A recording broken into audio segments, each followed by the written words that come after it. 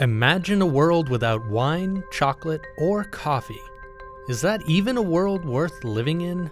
Unfortunately, it might be happening sooner than you think. Here are 5 amazing foods that might disappear sooner than you realize.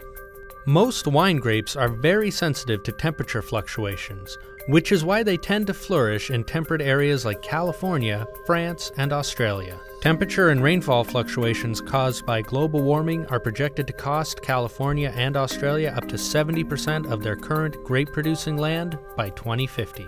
Chocolate is made from cocoa beans, and half the world's cocoa beans are sourced from Ghana and the Ivory Coast in Africa. The region is expected to see 2 degrees Celsius temperature rise by 2050, which will substantially shrink the size of the suitable growing area.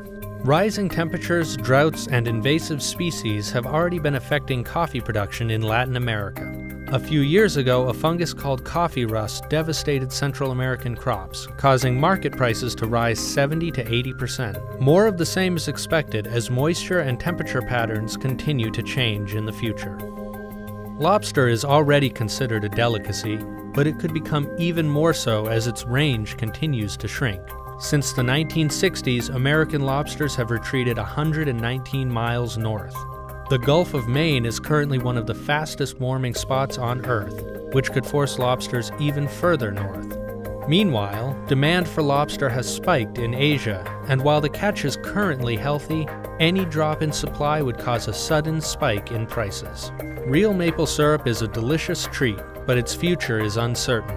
Earlier, warmer spring seasons are causing maple trees to make sap earlier and earlier. So far, maple producers have been able to adapt, but in southern areas like Pennsylvania, the loss of freezing temperatures could obliterate sap production entirely. Could you survive without coffee, maple syrup, wine? What food would you be most devastated to lose?